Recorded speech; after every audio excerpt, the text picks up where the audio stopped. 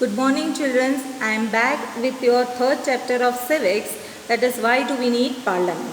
Children, in our previous lecture, we have seen about the Lok Sabha, Rajya Sabha, and the parliament. We have seen that, we have also seen that in the parliament, which are the members who are sitting there. I'll tell you that today. But as I told you that all Indians, we all are citizens, and all 1.30 crore people cannot sit in parliament. So there are very few peoples. Those are very selected people or elected peoples. I'll say precisely that. Those whom we are elected, right?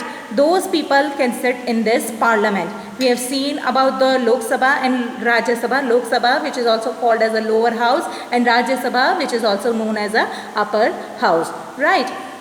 Now today we will see, once these people are elected, these candidates become a member of parliament, and these members together make up a parliament. Once the election to the parliament has taken place, the parliament needs to perform the following functions. Now what are the functions we will see today? Now first one is to select the national government. See, children's Parliament of India consists of President, Rajya Sabha as well as Lok Sabha.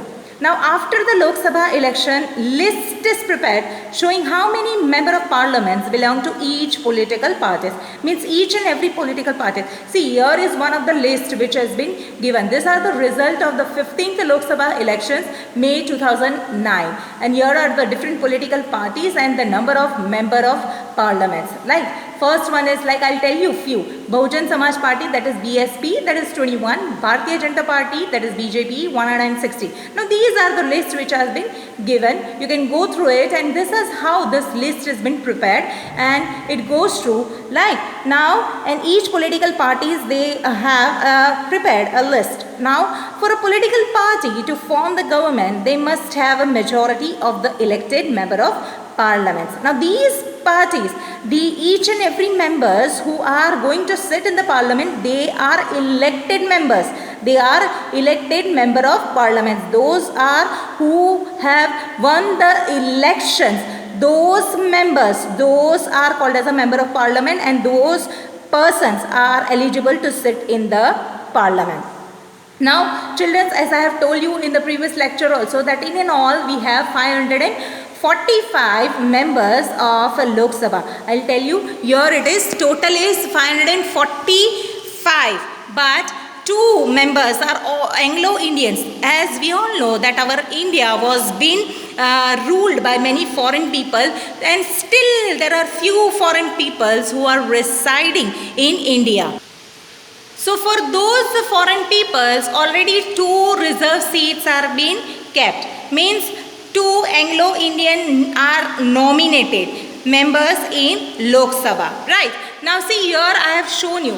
Now total we have 543, but to form a government, Lok Sabha needs 272 maximum seats.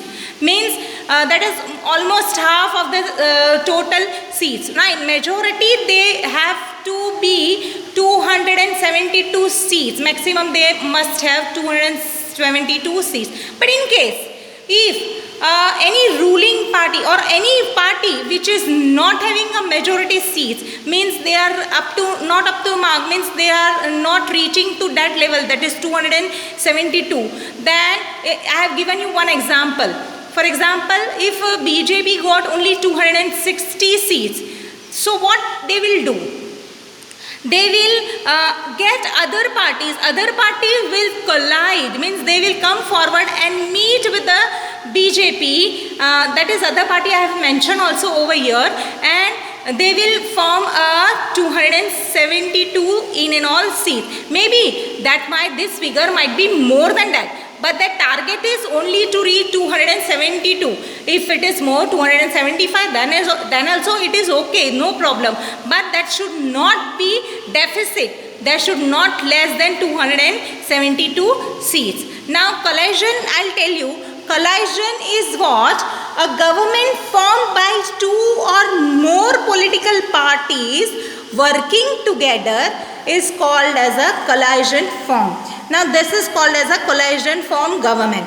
A largest amongst these party is also called as a opposition party. Means the party which has more seats, but not up to 272 or 260 as I told you. But it is if any party who is having 150, 170, that party is called as a opposition party. Now, one of the most important function of the Lok Sabha is to select the executive. The executive, as we have already read in the first chapter, is a group. It is also a group, a person who work together to implement the laws made by the parliament. That is the people who implement the laws, who forms the laws made by the parliament, who means whatever the rules are being formed, they work together, and that laws which are made by parliament that is being implemented by those people are called as a executive. Now this executive is often what we have in mind where we use the term government, right? Now the Prime Minister of India is the leader of the ruling party, as we have seen also that right now who is in the central, that is who is our Prime Minister? Yes, Modi ji. Yes, so Modi ji is the ruling leader of the ruling party. Yes, he belongs to Bharatiya Janata Party, that is BJP, which has won the maximum votes in our previous election. So in a Lok Sabha, right? From the MPs who belong to her party, the Prime Minister selects ministers to work with him to implement decisions. Right. Now these ministers take the charge of the different areas of the government functioning like health, education, finance, etc. Now, oftentimes in the recent past, it has been difficult for the single political party to get the majority that is required to form the government. They then join together with the different political parties who are interested in a similar concern to form what is known as a coalition government that we have seen, as I told you previously, that is what is a coalition government, right? Now children, it is not possible that from the BJP, only the ruling party or the maximum, that is a winning party, only have the members who are capable to become the cabinet ministers or the look out after the different departments. So maybe the people who has joined hands from the other parties also, they can also become ministers which has a cabinet ministers of the Prime Minister. Right? Now see, here are the pictures. These are the two buildings of the Central Secretariat. The South Block and the North Block were the building during 1930s. The photo on the left is of the South Block, right? Which White House, the Prime Minister's office. Here the Prime Minister is having his office and he sits here. The Minister of Defense and the Ministry of External Affairs means who looks after about the foreign things, foreign affairs, right? North Block is the photo on the right side. Now this is the photo of the Ministry of the Finance and Ministry of Home Affairs, means who looks after finance and the internal affairs. Right, and other ministers of the union government are located in the various buildings in New Delhi. Right.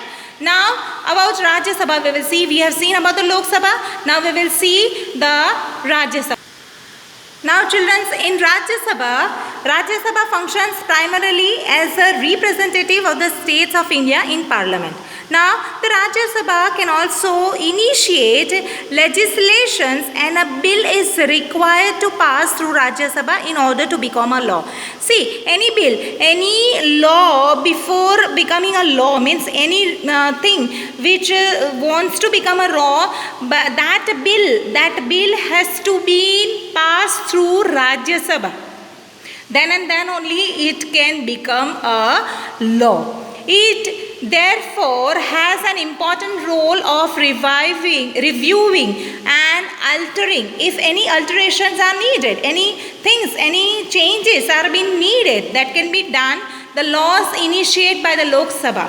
Right, I'll tell you, when our constitution was made, it was in 1947, 48, 49, 50, right. So during those days, some things were not available. Today we have mobile phones, internet facilities and all, and we see that daily cyber crimes are also been occurring. Now in those days we were not having this social media and this internet and those things, so that certain laws, certain rules were not mentioned in that rule book, in our constitution. So today's requirement is that should be some certain rules and regulations while using this internet or the social media. So that has been added, that has to be made a rule. So that is according to the requirement of today's world or today's age, certain rules and regulations and certain bills are to be passed, but with the consent of both the houses, right.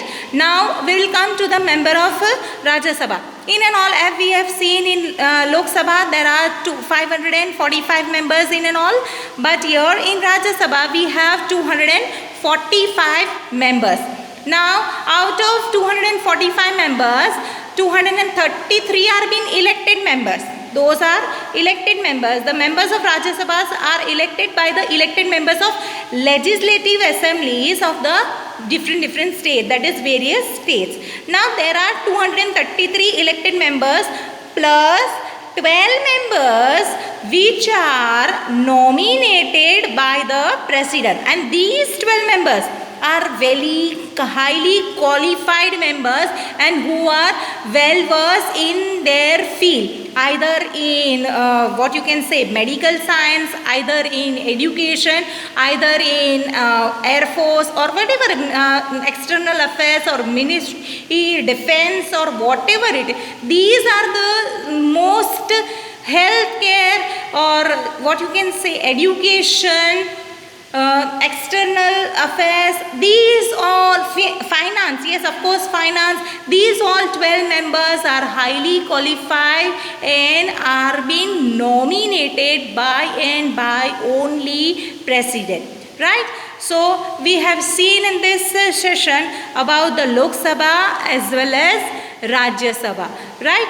We end up this lecture today, and tomorrow we will see to control, how to control, guide and inform the government. By the time, keep watching, and children, I request you to watch complete video, otherwise you will not get through the chapter. Thank you. Have a nice day.